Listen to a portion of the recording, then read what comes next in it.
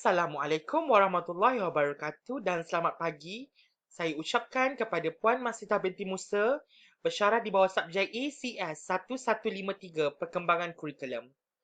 Hari ini saya ingin membentangkan penulisan kritik kurikulum yang di bawah kurikulum Reggio Emilia. Saya daripada grup 3, kohort 34, grup 2. Ahli saya terdiri daripada 6 orang. Bermula daripada Muhammad Fauzul bin Azhar, Muhammad Alif bin Ahmad, Muhammad Nazli bin Razali, Muhammad Haziq bin Harun, Nur Syahira Akila binti Othman dan Nurul Atira binti Muhammad Yunus. Pengenalan kurikulum Reggio Emilia. Pendekatan Reggio Emilia bagi bidang pendidikan kanak-kanak telah menarik minat dan perhatian pendidik, penyelidik dan sesiapa sahaja yang mempelajari pendekatan kurikulum Reggio Emilia. Bukan setakat pendidik yang tertarik, bahkan persatuan antarabangsa juga tertarik dengan pendekatan Reggio Emilia ini dalam bidang pendidikan awal kanak-kanak. Pendekatan Reggio Emilia ini percaya bahawa kanak-kanak yang belajar menggunakan pendekatan kurikulumnya akan menjadikan mereka ini lebih mampu untuk berinteraksi dengan orang lain, kaki tangan dan rakan-rakan yang berada di persekitarannya. Ini akan menjadikan mereka aktif dan senang untuk bergaul.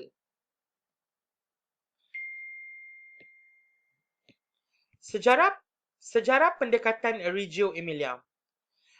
Kaedah atau pendekatan pendidikan Reggio Emilia ini sangat mengutamakan kanak-kanak yang berbeza daripada pendekatan konvensional. Pendekatan Reggio Emilia ini sangatlah komited dengan mencipta keadaan pembelajaran yang sesuai dengan perkembangan kanak-kanak bagi menggalakkan dan memudahkan kanak-kanak.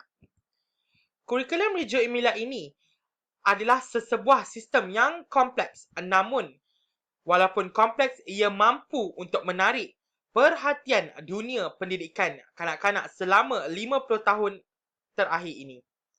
Pendekatan Reggio Emilia ini telah diasaskan oleh Loris Malaguzzi dan penduduk di sekitar kawasan Reggio Emilia di Itali selepas Perang Dunia Kedua. Selain itu, disebabkan jumlah pekerja lelaki yang tidak mencukupi akibat mati selepas Perang Dunia Kedua, wanita-wanita ini di sekitar Reggio Emilia di Itali ini terpaksa bekerja di kilang-kilang dan industri berat. Ditambah pula dengan keadaan yang banyak kehancuran disebabkan perang. Lahir pendekatan Reggio Emilia ini untuk digunakan sebagai pendekatan untuk memperkembangkan kanak-kanak dan mampu menjadikan kanak-kanak, anak-anak mereka mempunyai prinsip dan bertanggungjawab dalam meneroka di alam persekitaran dan mampu menarik minat kanak-kanak.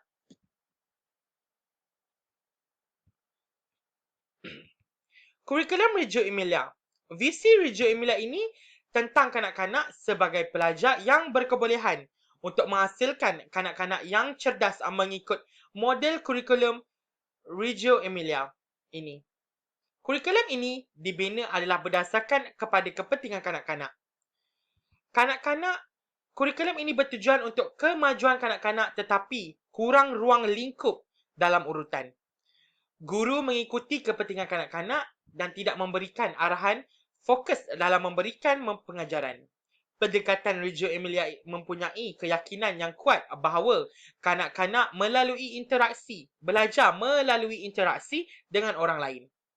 Kanak-kanak digalakkan untuk menggambarkan pemahaman mereka melalui salah satu dari bahasa simbolik, termasuk gambar, patung, bermain drama dan menulis. Mereka bekerja bersama-sama menyelesaikan masalah-masalah yang timbul.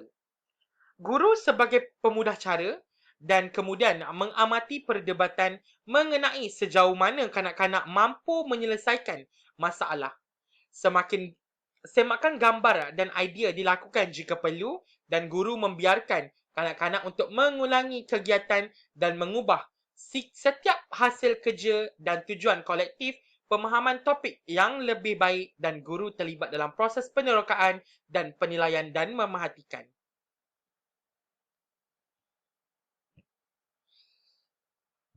Objektif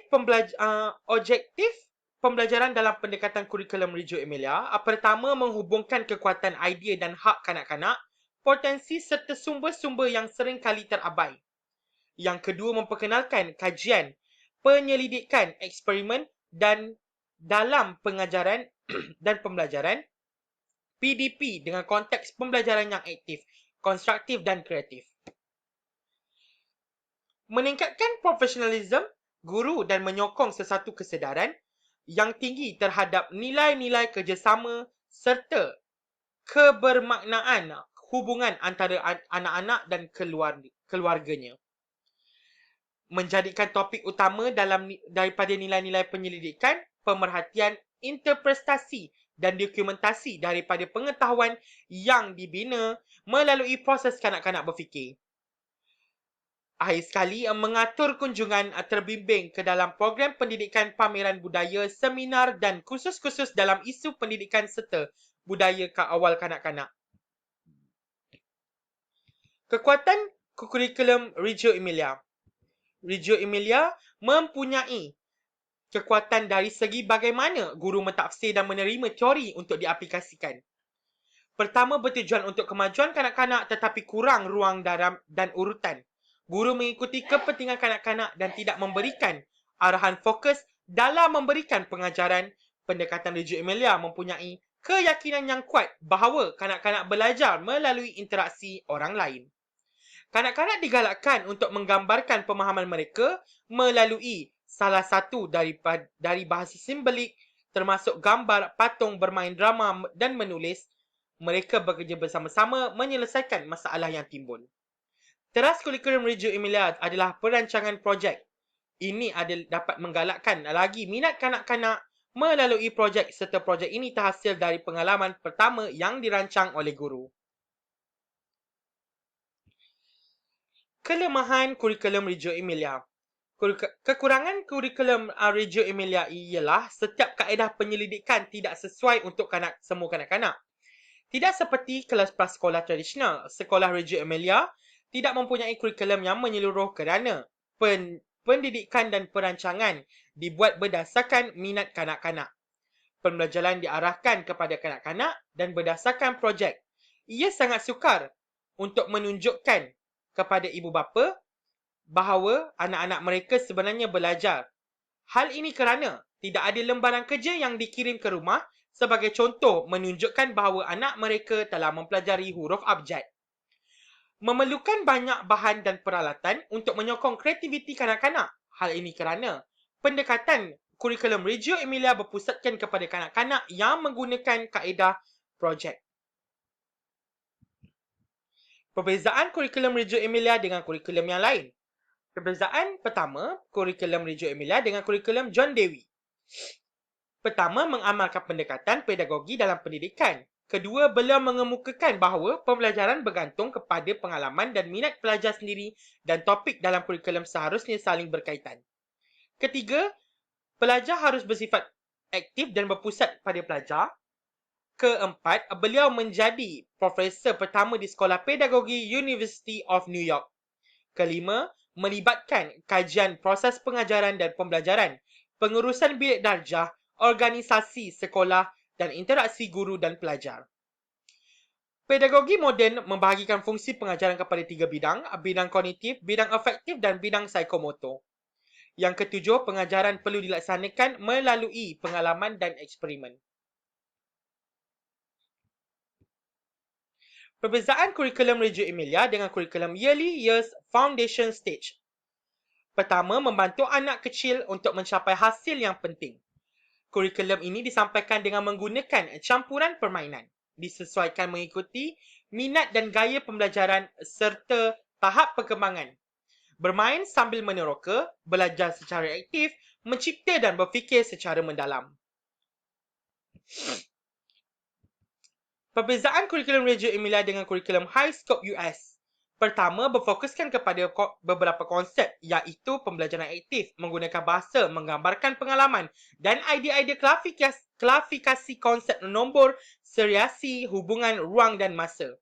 Program ini menekankan perkembangan pemikiran kanak-kanak dan keupayaan memberi sebab musabab dan kebolehan kanak-kanak mempamerkan pengalaman dengan yang bermakna. Ia juga bergantung kepada penglibatan kanak-kanak secara aktif dengan bahan-bahan dan pembimbing guru yang membantu kanak-kanak membuat refleksi terhadap pengalaman mereka. Aktiviti lain juga memberi peluang kepada kanak-kanak untuk menggunakan kemahiran perkembangan mereka dalam bahasa literasi. Kesemua aspek perkembangan adalah penting bagi mengembangkan isi kandungan bagi sains sosial, matematik, seni, kesihatan dan keselamatan yang disepadukan dalam bentuk tema mengikut minat kanak-kanak. Perbezaan kurikulum Reggio Emilia dengan kurikulum Swedish. Pertama, kanak-kanak didedahkan dengan aktiviti yang pelbagai dan menggalakkan reaksi mereka. Kedua, memberi peluang kepada kanak-kanak untuk menyampaikan pendapat mereka sendiri serta membuat pilihan berdasarkan minat mereka. Ketiga, memberikan kanak-kanak merasa dipimpin melalui 3 bentuk pentafsiran. Yang keempat, kurikulum prasekolah baru Sweden 2010 menekankan kepentingan bermain untuk pembangunan dan pembelajaran kanak-kanak. Kanak-kanak tidak ditekankan untuk belajar tetapi boleh memilih aktiviti yang disukai. 6. Pengurusan makanan. Kanak-kanak boleh menyediakan makanan bersama guru. Kanak-kanak boleh mengambil makanan sendiri. Kanak-kanak mengemas meja selepas makan. Ketujuh, melibatkan aktiviti luar seperti berjalan di tasik, taman permainan dan atau menyanyi. Aktiviti ini yang ditekankan adalah seperti kemahiran komunikasi, sosial dan literasi. Ibu bapa digalakkan terlibat sama dalam proses pembelajaran anak-anak. Perbezaan kurikulum Reggio Emilia dengan kurikulum Maria Montessori.